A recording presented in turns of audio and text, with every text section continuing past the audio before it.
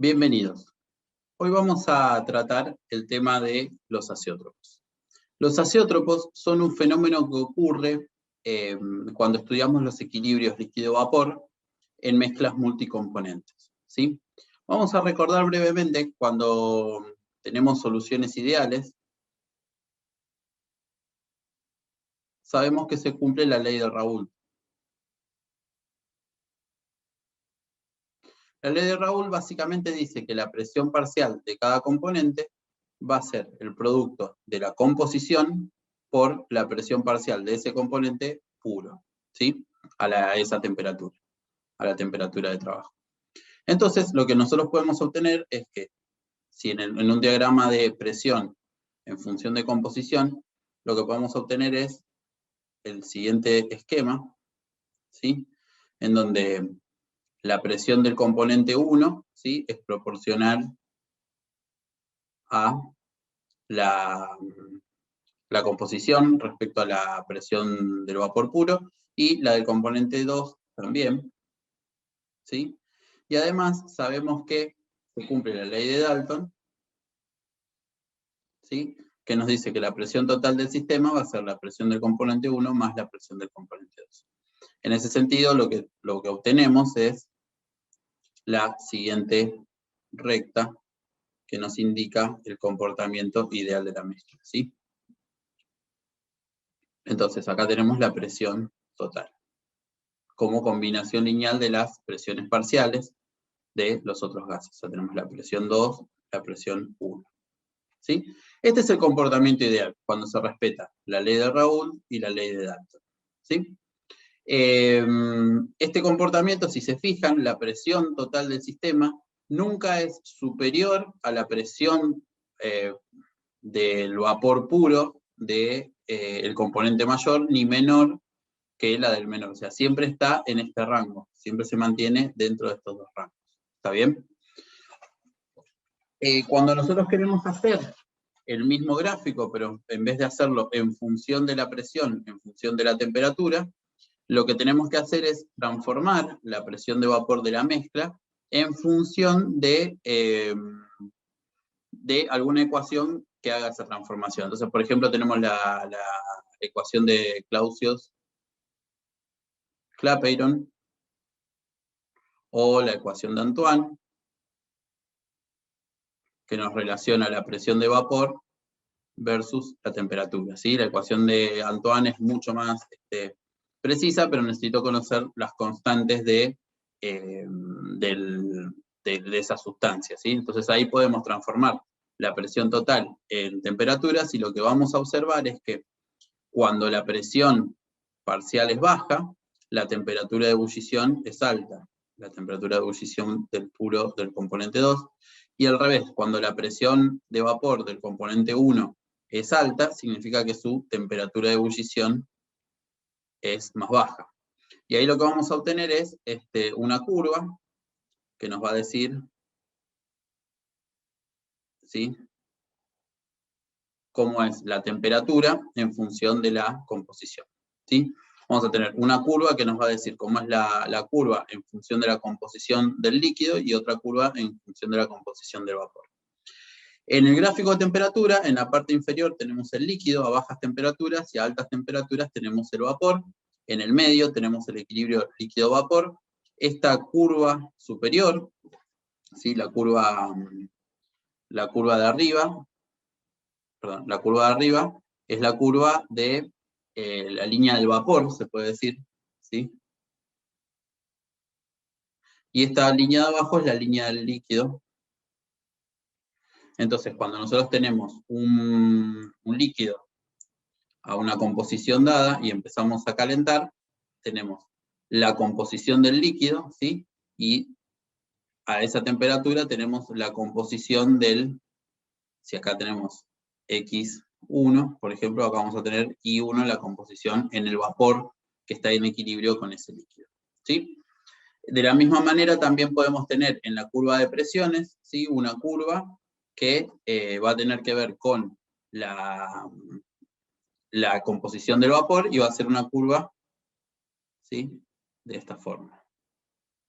En la curva de presiones, vamos a dibujarlo acá, así nos queda más prolijo. Vamos a tener entre la presión de vapor y la presión de vapor, vamos a tener la presión total, ¿sí? Lo que sería la curva del líquido, la línea del líquido. Y después vamos a tener la línea de vapor. Esto cuando hacemos el gráfico de presión en función de composiciones.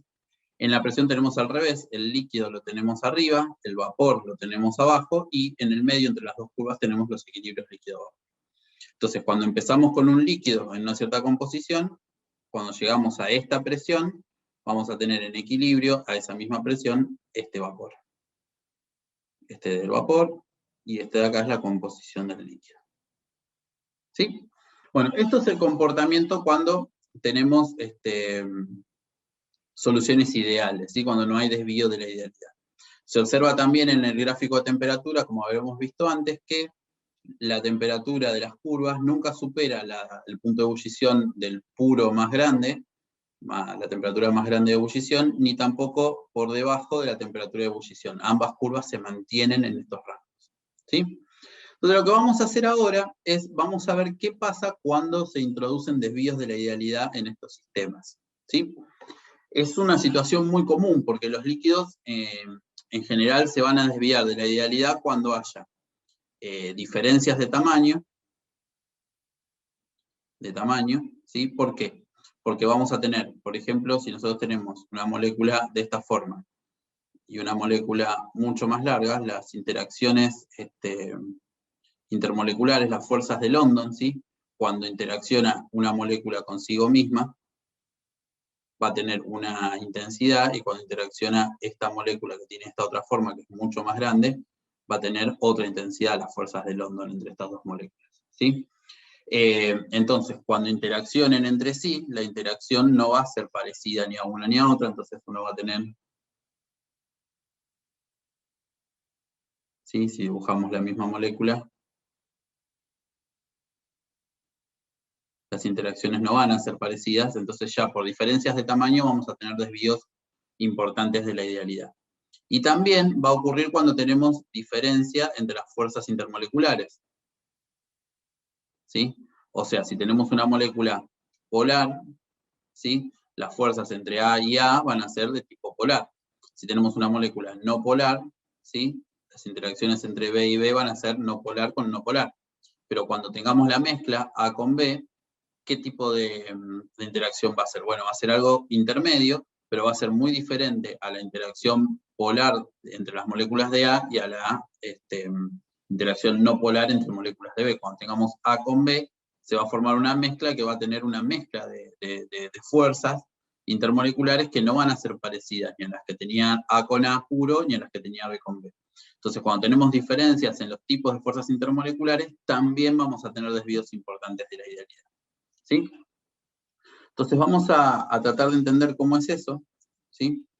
Y en ese caso, lo que vamos a observar es cómo son las curvas de vuelta de presión, ¿sí? Cuando tenemos estas curvas de presión, vamos a tener la presión, vamos a suponer siempre que la presión del 1, vamos a llamar 1 al componente más volátil, al que tiene presión de vapor más alta, ¿sí? Vamos a marcar la ley de Raoult, como sería, ¿sí? La combinación lineal. Entonces, una cosa que puede suceder es que la desviación de la idealidad sea mayor, ¿sí? A la desviación, a la ley de Raoult, en este caso. ¿Está bien? Entonces, cuando tenemos estas desviaciones positivas, ¿sí? Estas desviaciones pueden ser pequeñas, ¿sí? Como para que el cambio no sea tan significativo. Vamos a observar una diferencia en la presión, pero sigue pasando que la presión no sobrepasa la presión de vapor más alta ni por arriba ni por debajo la más baja, ¿sí? Entonces, cuando sucede esto, tenemos desviaciones positivas de la ley de Raoult, ¿sí? Cuando hacemos el gráfico de temperaturas, también va a suceder, ¿sí? Si ponemos acá la temperatura de 2 puro, la temperatura de 1 puro, ¿sí? Esto tendría que tener una curva, ¿sí? Acá no es una recta porque la ley de Raoult transformada a través de la ecuación de Antoine nos va a dar una recta. Sin embargo, lo que vamos a observar también es que hay una desviación, en este caso positiva a la ley de Raoult, que se transformaría en una desviación negativa en la curva de temperatura, ¿sí? Sería por debajo. ¿Sí? Bueno, estas desviaciones van a hacer que uno pueda evaporar el líquido, ¿sí? Pueda hacer una destilación de manera convencional, ¿sí? Como las desviaciones son positivas pero pequeñas, ¿sí? La forma del gráfico no cambia tanto como para evitar que esto se pueda destilar igual, ¿sí? Cuando vemos la curva del líquido y la curva del vapor, vamos a tener la zona del líquido-vapor bastante similar a la que teníamos, nada más que un poco corrida. Sin embargo, se va a poder destilar igual esta mezcla, ¿sí? Cuando las desviaciones son un poco más intensas, ¿sí? Vamos a graficarlo, va a pasar en algún momento que si las desviaciones son muy intensas respecto a la ley de Raoult, que sería esta línea recta, lo que vamos a observar es que si la desviación es muy grande, podemos superar la presión de vapor máxima, ¿sí? O sea, vamos a estar por encima de este valor. Fíjense que acá tenemos un máximo por encima de este valor, ¿sí? Cuando sucede esto, esta mezcla, ¿sí? La curva del vapor también va a tener un máximo en ese valor, ¿sí? Entonces, a diferencia de lo que teníamos antes, tenemos esta situación en donde en la curva de presión, en función de la composición, tiene un máximo, ¿sí? Son desviaciones positivas, pero grandes, y la zona líquido-vapor se encuentra dividida ahora en dos partes, ¿sí? A esta composición particular, en donde sucede esto, vamos a llamarlo una mezcla azeotrópica, ¿sí? A esta composición de mezcla azeotrópica. Sucede que en esta composición, cuando queremos interaccionar, cuando queremos hacer la intersección entre la curva del líquido y la curva del vapor, ambas coinciden en el mismo valor. Entonces, lo que eso nos dice es que la composición del azeótropo, tanto en el líquido como en el vapor, son iguales. ¿Qué quiere decir todo esto desde el punto de vista químico? Si yo tengo exactamente esta mezcla y empiezo a enfriar en este caso, ¿no? Empiezo a enfriar, lo que va a condensar es una mezcla líquida de la misma composición, ¿sí? Se comporta básicamente como si fuese una sustancia pura. Para entenderlo mejor, vamos a hacer el gráfico con las temperaturas. Entonces, si yo tengo la temperatura de 2 puro, la temperatura de 1 puro, lo que va a suceder en este gráfico es que vamos a tener un mínimo, ¿sí? También se va a partir el gráfico, ¿sí? Y vamos a dibujarlo mejor, ¿sí? Entonces, tenemos un mínimo,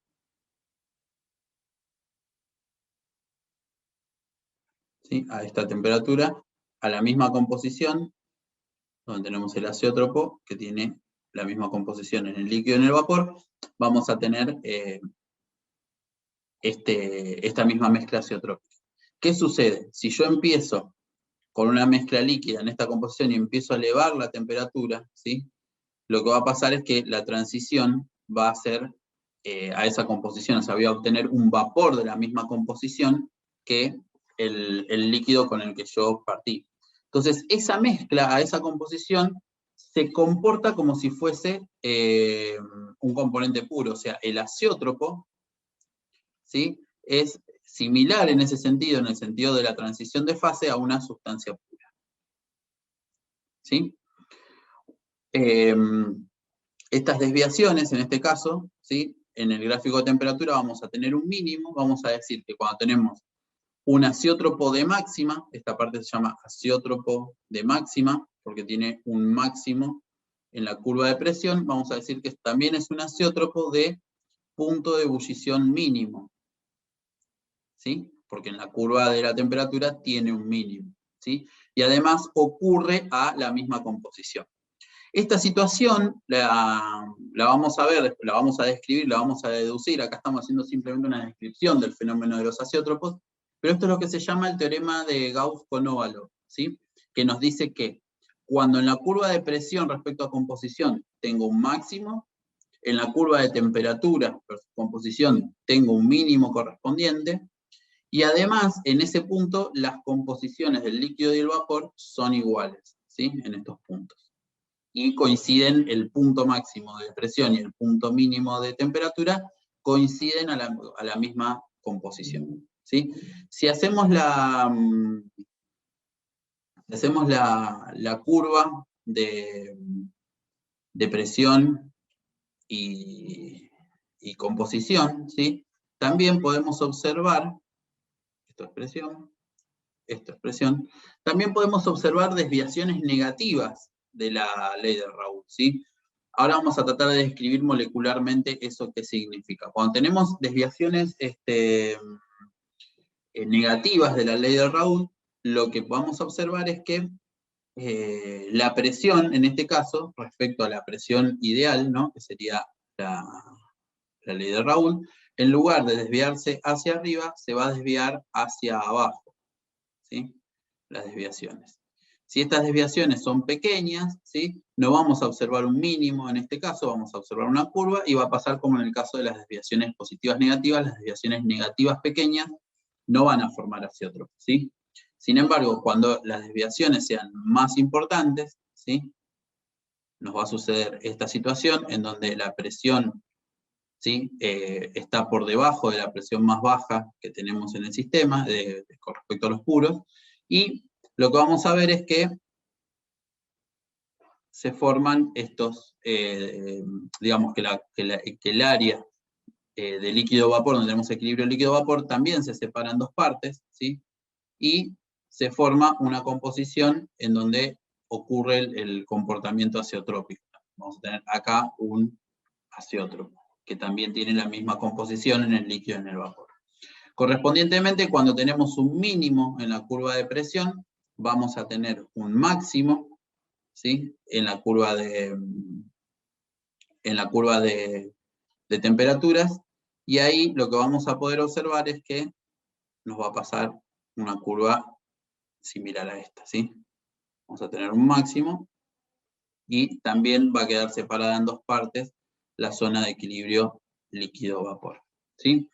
De vuelta nos sucede que si nosotros estamos en la composición exacta del azeótropo y calentamos esta mezcla, al hacer la transición del líquido al vapor, va a transitar de manera en un solo punto, en una sola temperatura de ebullición, como si fuese un componente puro. No va a haber digamos, un intervalo de puntos de ebullición, ¿sí? En donde la mezcla va a ebullir a distintas temperaturas, sino que la ebullición va a ser a una única temperatura, como si fuese una sustancia pura, y va a ser a la misma composición. De vuelta, acá el teorema de Gauss-Konovalov nos va a decir que cuando tenemos un mínimo en la curva de presión, vamos a tener correspondientemente un máximo en la curva de temperatura, y va a ocurrir todo a la misma composición, ¿sí? Entonces, cuando tenemos este caso, lo que decimos es que tenemos un azeótropo de mínima, y en la curva de temperatura vamos a decir que tenemos un azeótropo de punto de ebullición máximo, ¿sí? Como corresponde a la curva invertida en la temperatura, ¿sí? Una cosa interesante es que cuando nosotros calentamos una mezcla que no es azeotrópica, ¿sí? Si nos vamos primero al caso en donde tenemos desviaciones pequeñas de la idealidad o que se cumple la ley de Raoult. Si yo empiezo con una composición y hacemos una destilación, empezamos a calentar la mezcla hasta una cierta temperatura y empezamos a condensar los vapores, hacemos una destilación fraccionada, lo que vamos a llegar es, por un lado, al componente puro 1. Y por el otro lado, la curva se va a ir concentrando en el siguiente componente y vamos a obtener cerca del componente 2 puro, ¿sí? Esta curva va a ir hacia allá en la destilación. Entonces, en una destilación en donde se cumple la ley de Raoult, o en donde las desviaciones son pequeñas y no se presenta un azeótropo, vamos a poder separar los dos componentes puros siempre y cuando la columna de rectificación sea suficientemente buena.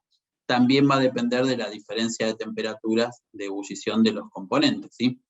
Entonces, si nosotros tenemos teóricamente una columna de rectificación lo suficientemente grande o con la suficiente cantidad de platos o de oportunidades de intercambio entre el líquido y el vapor, vamos a poder realizar esta separación y vamos a poder obtener los dos componentes puros.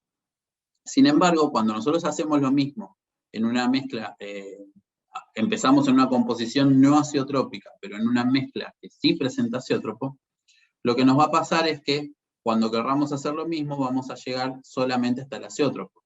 Uno de los componentes lo vamos a poder obtener puro, o cerca del puro lo vamos a poder concentrar, pero el otro componente solamente va a llegar hasta el azeótropo, no vamos a poder pasar del otro lado. Y esto es un problema cuando queremos separar mezclas que sí presentan azeótropo, ¿sí? Y esto ocurre muy frecuentemente en la industria, ¿sí?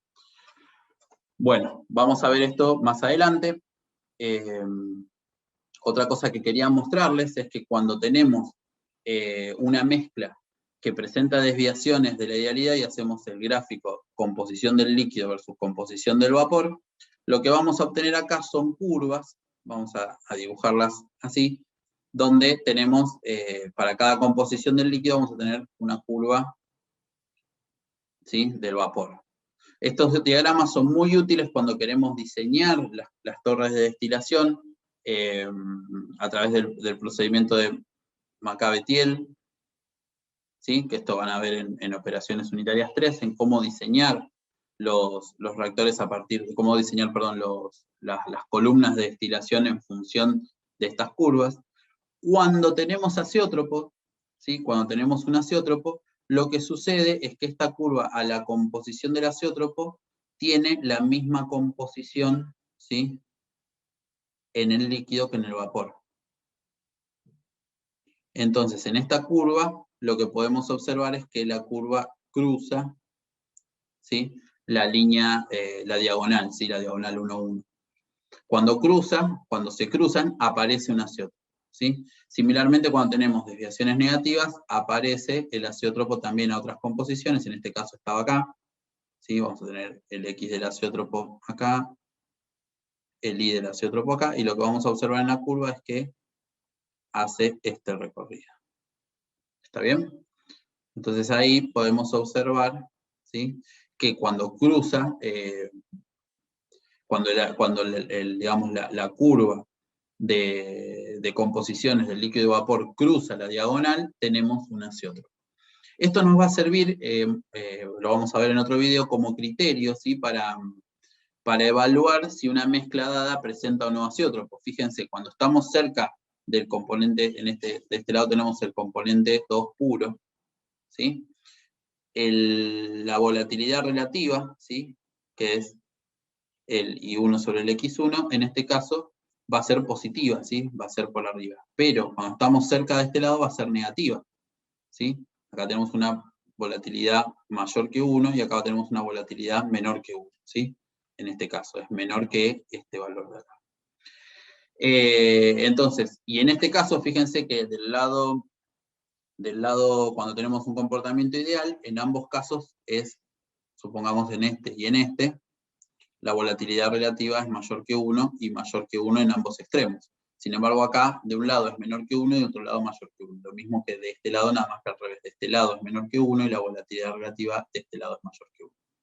¿Sí? De este lado es mayor que 1 y de este lado es menor que 1. Lo que va a significar es que vamos a tener un criterio, si nosotros podemos calcular la volatilidad relativa en función de parámetros del sistema, si nosotros podemos calcular alfa como una función, por ejemplo, del modelo de energía libre en exceso, lo que vamos a poder poner es un criterio para esto. Si podemos calcular el alfa cuando x1 tiende a 0 y el alfa cuando x1 tiende a 1, y uno es mayor que 1 y el otro es menor que 1, entonces hay azeótropo en esa mezcla. ¿Sí? Bueno, esto un poco son las descripciones. Otra cosa que sucede es que cuando las desviaciones son muy importantes respecto de la idealidad, nosotros tenemos desviaciones del comportamiento ideal, ¿no? Y tenemos que cuando queremos ver el equilibrio líquido-vapor, las desviaciones se manifiestan en la formación de azeótropos, entre otras cosas, ¿no? En azeótropos. Y cuando vemos equilibrio líquido-líquido, lo que vemos es que se forman mezclas inmiscibles. ¿Sí? Entonces, cuando las desviaciones del comportamiento ideal son muy grandes, puede suceder que estas dos cosas se cumplan y es lo que se conoce como azeótropo heterogéneo. ¿Sí? Básicamente, lo que sucede es que cuando tenemos, ¿sí?, los azeótropos que estuvimos viendo hasta recién son azeótropos homogéneos, en el sentido de que las fases líquida y la fase vapor son una fase tenemos en la fase líquida. Entonces, si nosotros tenemos, supongamos una curva de temperatura en función de composición, y tenemos, digamos, este azeótropo,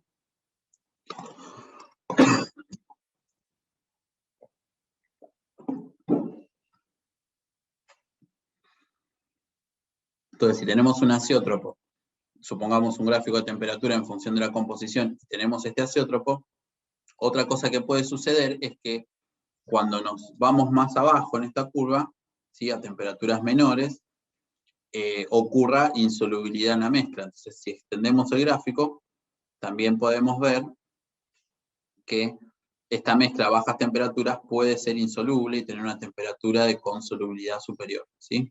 Entonces acá tenemos dos fases, ¿sí? Y acá tenemos los equilibrios líquido-vapor para la mezcla azeotrópica, ¿no? ¿Sí?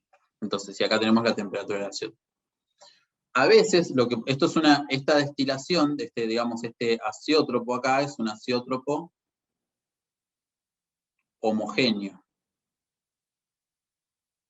¿Sí? Este azeótropo es homogéneo porque la parte en donde tenemos líquidos cerca del azeótropo, toda esta zona, se trata de una única fase, ¿sí? Tenemos dos fases, pero está lejos del comportamiento. Inclusive puede ser que esta parte de insolubilidad, de mezcla invisible entre los dos líquidos, no aparezca porque, por ejemplo, pueden los líquidos solidificar antes de que aparezca esta mezcla. Pero suele pasar que sí aparece porque las desviaciones son importantes, lo suficiente como para formar azeótropo y lo suficiente como para tener insolubilidad. ¿Sí? Lo que puede suceder es que estas dos curvas, que la temperatura del azeótropo y la temperatura de consolubilidad superior, se acerquen lo suficiente hasta mezclarse. En ese caso lo que tenemos es un azeótropo, vamos a dibujarlo, en ese caso lo que tenemos es un azeótropo heterogéneo, ¿sí? Vamos a ver cómo sería la forma de ese azeótropo si tenemos así. Supónganse que tenemos, ¿sí? Lo que nos va a suceder es esto, básicamente. Tenemos esta mezcla y a la vez hacia acá tenemos la insolubilidad. Entonces, en esta fase tenemos parte líquida, de este lado tenemos líquido, por acá arriba tenemos vapor, ¿sí? Acá en el medio tenemos el equilibrio líquido-vapor, acá también tenemos el equilibrio líquido-vapor, ¿sí? Y en esta parte tenemos dos fases. En esta parte de abajo vamos a pintar con otro color, vamos a pintar con violeta, por ejemplo, la parte donde tenemos dos fases, tanto en este gráfico como en este gráfico.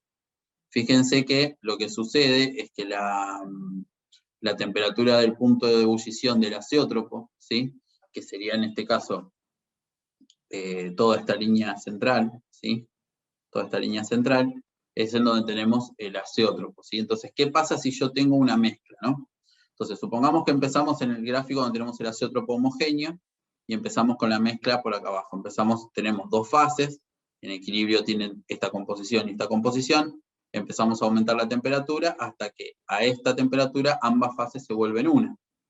Seguimos calentando, tenemos una sola fase, seguimos calentando, hasta que llegamos al equilibrio líquido-vapor.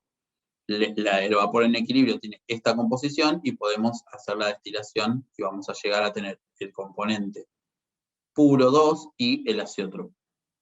¿sí? Pero no vamos a poder tener el 1 puro, ¿sí? La temperatura 1 puro. ¿Qué pasa en el caso en el que tengamos un azeótropo heterogéneo?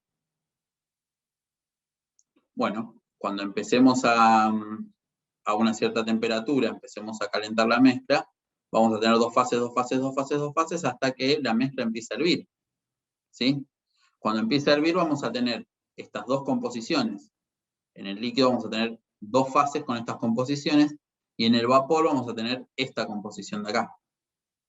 A medida que yo suba más la temperatura, ¿sí? Esta mezcla va a tener esta composición en el vapor y esta composición en el líquido, ¿sí? Esta composición en el líquido, esta composición en el vapor. Y voy a poder obtener por destilación simplemente el azeótropo, que sería el punto intermedio, este punto de acá, el azeótropo, y voy a poder obtener el componente 2 puro también. ¿Sí? ¿Se entiende? Entonces, esto es lo que se conoce como un azeótropo heterogéneo. Otra curiosidad, que es mucho menos frecuente, es que aparezcan mezclas que tienen más de un azeótropo, ¿sí? Entonces, eso ocurre cuando uno tiene, si lo miramos en un gráfico temperatura-composición, ¿sí? Lo que nos va a pasar es que tenemos las dos temperaturas y vamos a tener un mínimo por acá, vamos a tener X del azeótropo 1, y vamos a tener por acá un máximo, ¿sí? Entonces esto lo que nos va a dar es una composición del azeótropo 2. Entonces esto vamos a tener una mezcla así, y vamos a tener 3 zonas de equilibrio líquido-vapor con 2 azeótropos. Esto cuando lo miramos, acá vamos a tener la temperatura del 2 puro, la temperatura de 1 puro. Cuando esto lo miramos en un gráfico composición-composición, ¿sí? XY, lo que vamos a observar es que en este caso vamos a tener una curva que tiene este comportamiento. Cruza la curva, la diagonal, 2 veces. ¿Está bien?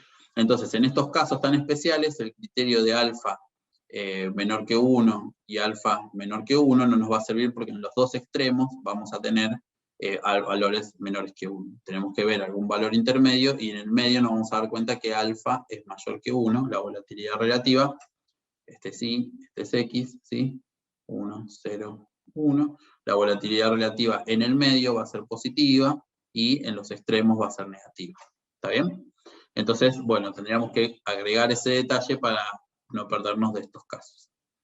¿Sí? Entonces, antes de terminar, lo que les quería comentar o mostrar son algunas curvas reales de algunos, mostrarles algunas curvas reales para ver que todo este comportamiento es habitual y que se puede ver en algunas mezclas. ¿Está bien? Entonces, acá tenemos algunas curvas reales, vamos a verlas en detalle. Lo que tenemos aquí es que tenemos una mezcla tetrahidrofurano, ¿sí? Tetracloruro de carbono a 30 grados. Fíjense que tenemos desviaciones negativas, ¿sí? Pequeñas. Esto provoca que no se forme un azeótropo, ¿sí? No tenemos un punto, una composición que se evapore como si fuese un puro, que haga el cambio de fase, la transición de fases como si fuese puro. La curva es similar a la que se obtiene, las desviaciones son pequeñas, ¿sí? Respecto a la ley de Raoult, pero ambas curvas no coinciden en ningún punto intermedio entre 0 y 1, solamente en los extremos donde tenemos las presiones de los puros. En el caso de tener tetrahidrofurano, pero esta vez en lugar de tenerlo con tetracloruro de carbono con cloroformo, ¿sí? Sucede una desviación mucho más importante negativa, ¿sí? Negativa. Y se forma un azeótropo. Fíjense cómo se dividen las dos zonas en donde tenemos equilibrio líquido-vapor, ¿sí? Este caso, si nosotros tratamos de destilar esta mezcla, ¿sí? Vamos a tratar de dibujar eso. ¿Qué va a pasar? Si yo empiezo en una composición por debajo del azeótropo, en realidad en el líquido voy a empezar acá, empiezo a aumentar la presión, a disminuir la presión, por ejemplo, voy a tener esta composición y de este lado voy a poder separar el azeótropo, pero no voy a poder llegar hasta el componente puro, ¿sí? Esto no va a poder suceder. Si empiezo en la otra composición, ¿sí? Voy a tener este equilibrio y voy a poder ir hacia el componente 2 puro y de este lado voy a poder viajar hacia el azeótropo, pero no más allá. Tampoco voy a poder obtener el otro puro. O sea, voy a obtener, con suerte, con un diseño adecuado, voy a poder obtener solo el azeótropo y un componente puro. Para obtener el otro componente puro voy a tener que hacer una operación distinta a esta que estamos viendo, ¿sí? ¿Por qué suceden estas desviaciones negativas? Cuando tengo desviaciones negativas, ¿qué está pasando? Significa que en el líquido que yo estoy considerando, cuando tenemos el líquido, donde tenemos una mezcla de A con B en equilibrio con su vapor, tenemos el líquido con el vapor, si acá medimos la presión, lo que estamos, con un manómetro, lo que estamos midiendo es que la presión de A y B en la fase vapor es menor a la que corresponde al comportamiento ideal. Y eso quiere decir que hay una asociación muy fuerte, hay fuerzas intermoleculares fuertes entre A y B, ¿sí? ¿Cómo ocurre esto en el caso que teníamos antes? Bueno, si nosotros tenemos cloroformo, por ejemplo, vamos a tener una molécula que tiene 3 átomos de cloro muy electronegativos, ¿sí? Con densidad muy negativa, sobre un átomo de carbono y un hidrógeno que van a tener densidad positiva de este lado. Y esto, con el tetrahidrofurano, ocurre que tenemos, ¿sí?, una densidad muy negativa de este lado. Entonces acá va a haber una asociación muy importante entre este terminal positivo, ¿sí?, del dipolo que forma esta molécula y otro con respecto a este. Entonces esta asociación en el líquido, que ocurre en el líquido, va a hacer que el líquido esté más asociado de lo que correspondería al caso ideal. Entonces las moléculas prefieren quedarse en el seno del líquido que ir hacia la fase vapor. Eso se traduce en una desviación negativa de la ley de Raoult, ¿sí?, muy marcada. Y por eso esta mezcla forma azeótropo. Cuando hacemos lo mismo con el tetracloruro de carbono, ¿sí?, esta misma asociación que la queremos observar con el tetracloruro de carbono, lo que vemos es que la molécula tetraédrica del tetracloruro de carbono no es polar. Entonces, al ponerla en contacto con el tetrahidrofurano, que sí es polar, ¿sí?, las diferencias, digamos, no va a ocurrir esta asociación, entonces las desviaciones no son tan importantes. En el caso de tener estas dos moléculas polares, que justamente este átomo de hidrógeno hace que sea de fácil acceso a los electrones libres de este oxígeno, vamos a tener una asociación importante y las desviaciones van a ser muy grandes, ¿sí? Entonces, en este caso tenemos, vamos a ver acá qué pasa. Cuando tenemos, en lugar de tetrahidrofurano, furano, ¿sí?, en donde tiene todos los hidrógenos y tenemos un anillo aromático, el oxígeno ya no está tan disponible para formar enlaces. Esta molécula ya no es tan polar. Y el tetracloruro de carbono, como vimos, era una molécula no polar. Entonces, cuando tenemos no polar con no polar, vemos que las desviaciones son muy pequeñas. Fíjense que las desviaciones acá son muy chiquitas, ¿sí? Esta es la curva del vapor, que es casi la misma que teníamos normalmente en el caso ideal, y tenemos la curva del líquido, muy poco diferente de lo que sería la ley de Raoult. Entonces tenemos desviaciones positivas pequeñas en este caso, ¿sí? En el caso de tener dos moléculas muy diferentes, como por ejemplo el etanol, que es una molécula polar, que forma puente hidrógeno, ¿sí?, y el tolueno, ¿sí?, que es una molécula no polar, no forma puente hidrógeno, no tiene un momento dipolar permanente, ¿sí? En ese caso vamos a tener una desviación positiva, fíjense, la desviación positiva es muy grande y se forma un azeótropo, ¿sí? Entonces tenemos todo el comportamiento que estuvimos viendo antes y tenemos a esta composición, la composición del azeótropo, ¿sí? Una cosa importante del azeótropo es, como vimos y vamos a ver más adelante, son ejemplos importantes desde el punto de vista industrial, pero también son puntos notables, ¿sí?, de las mezclas multicomponentes. Al ser puntos notables, nosotros tenemos que la composición del azeótropo, tanto en el líquido como en el vapor, va a ser la misma. Esto lo vamos a ver como el teorema de Gauss-Konovalov, ¿sí? Otra característica importante es que la derivada de la presión respecto a la composición es igual a 0, ¿sí? Lo mismo que la derivada de la temperatura respecto a la composición también es igual a 0, y esto ocurre cuando tenemos acá temperatura igual constante y la composición es igual a la composición del azeótropo. Y esto ocurre cuando la presión es constante y tenemos la composición igual a la composición del azeótropo. Esto también es el teorema de Gauss-Konovalov. Otra característica es que, vamos a verlo en otro video, que es un punto notable, era lo que les decía recién, es un punto notable, en el sentido de que podemos relacionar modelos de actividad, ¿sí?, con el azeótropo. Entonces, ¿qué quiere decir? Si nosotros tenemos un azeótropo, sabemos que existe un azeótropo y conocemos la composición, por ejemplo, y la presión del azeótropo o la temperatura del azeótropo, entonces a partir de todos estos datos nosotros podemos calcular parámetros del modelo. Por ejemplo, si tenemos el modelo de Margules, podemos calcular el valor de A. Si tenemos modelo de Van Laar, podemos calcular A1 y B1, ¿sí? Y así con cualquier modelo que tengamos.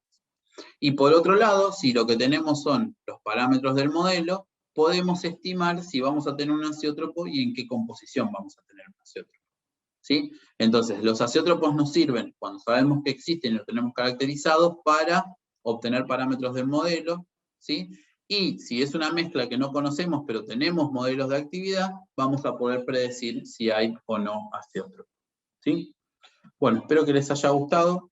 Nos vemos en el próximo video.